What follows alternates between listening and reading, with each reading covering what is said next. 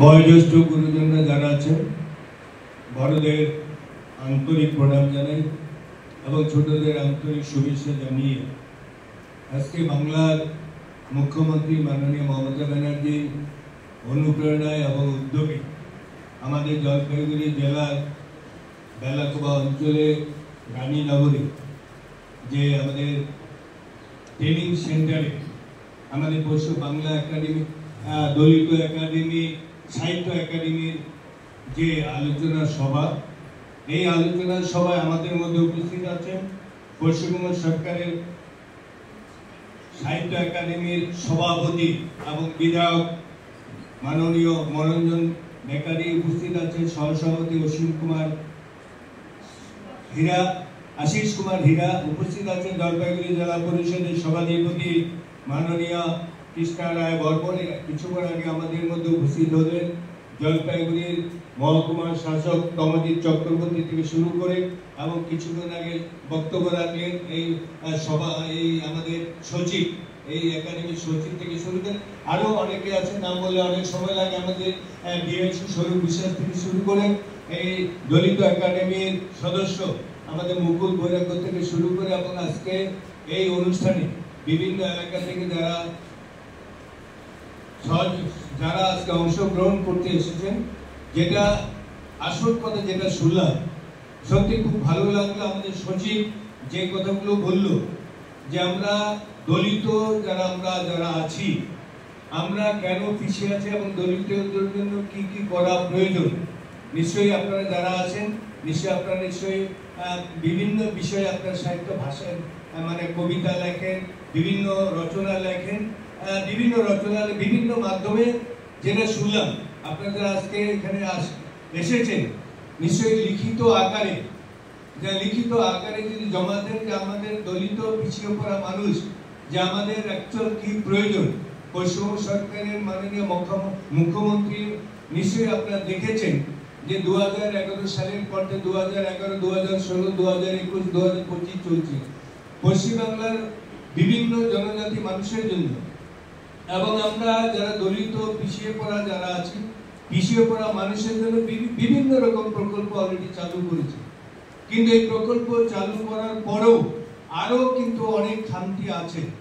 সেই খামতিগুলো যেগুলো আছে যে আপনাদের লেখার মাধ্যমে যদি উঠে আসে নিশ্চয়ই সচিব যেটা বললেন নিশ্চয়ই আলোচনার মাধ্যমে সেগুলো আবার যাতে পুনরায় বিবেচনার মাধ্যমে আবার ওরকম আরো যাতে প্রকল্প চালু করা যায় নিশ্চয়ই আপনারা লিখবেন। এবং বিভিন্ন ভাষাভাষী আজকে দলিত সবাই দলিত পিছিয়ে পড়ে আমি যেমন রাজবংশী, আমাদের রাজবংশীদের ভাষা কুচবিহারের ভাষা আলাদা রকম, খালং জালং এখানটায় আমাদের রাজবংশী মানে কেন মাসির কেন নাই, আর চলে যাও আমাদের নকশালবাড়ি সে মানে ওখানকার রাজবংশী ভাষাটা আমি রাজবংশী বুঝি না। আবার কুচবিহারে যে রাজবংশী ভাষা অরিজিনাল ওখানে রাজবংশী ভাষায় যে কথাগুলো বলে আমি বুঝি না। আমার এখানে ভাষা বাস্তব আমরা কিন্তু সবাই রাজবংশী, কিন্তু আমার কথাগুলো যে নকশালবাড়ি বাতাসি ওদিকে যাই যখন নেপাল যাই ওদিকে আমাদের ভাষাগুলো বুঝে না।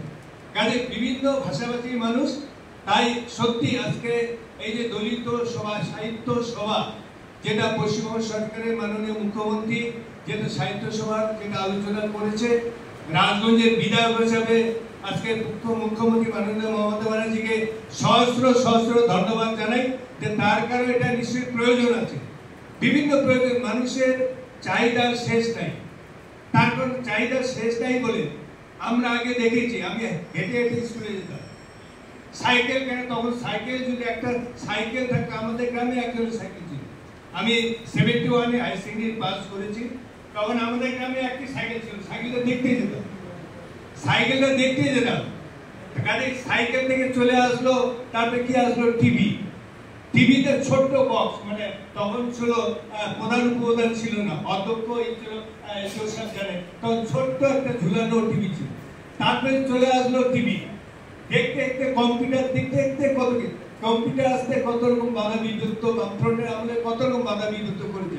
কম্পিউটার আসলে পরে নাকি বেকারত্ব বেড়ে যাবে, কিন্তু এখন আমরা যেটা দেখছি বাস্তবে কম্পিউটার বেকারত্ব না, আরো অনেক যে যারা কম্পিউটার জানে বিভিন্ন কাজে তারা নিযুক্ত হয়েছে, আরো অনেক প্রয়োজন আছে।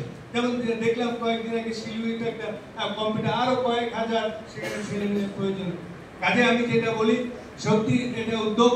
বিশেষ করে আমি মাঝে মাঝে দেখি, যেমন আমিও বিধায়ক 4 টাইম, উনিও বিধায়ক, মনোরঞ্জন দাস বিধায়ক, উনি মাঝে মাঝে বিধানসভায় খুব সুন্দর বক্তব্য রেখে কথাগুলো বলে যে সত্যি প্রয়োজন আছে যে কথাগুলো বিধানসভায়, যে প্রস্তাবগুলো বিধানসভা রাখে, খুব ভালো প্রস্তাব রাখে। কাজে নিশ্চয়ই আজকে সারাদিন ব্যাপী যে সাহিত্য সভা, আজকে রাইনোস যে ট্রেনিং সেন্টারে যেটা হবে, আপনারা বিভিন্ন এলাকা থেকে যারা এসেছেন নিশ্চয়ই আপনাদের আসল যে জিনিসগুলো লিপিবদ্ধ করে নিশ্চয়ই জমা দেবেন, যেটা আমাদের সচিব যেটা বললেন। তাই আজকে দলিত সাহিত্য সভার যে আলোচনা সভা, প্রত্যেকের সহযোগিতা, আমাদের এজল সাহেব আছেন, প্রত্যেকের সহযোগিতায় সারাদিন ব্যাপী নিশ্চয়ই চলবে, সারাদিন চলবে। আমি আমাদের তো আপনারা জানেন অনেক প্রোগ্রাম থাকে, আমাদের পলিটিক্যাল প্রোগ্রাম থাকে, যেহেতু উনি কলকাতা থেকে এসেছেন ওনাকে তো থাকতেই হবে, আমাদের অন্য প্রোগ্রাম আছে। প্রত্যেকের সহযোগিতায় সুন্দরভাবে যে দলিত যে আলোচনা সভাটা, প্রত্যেকের সহযোগিতা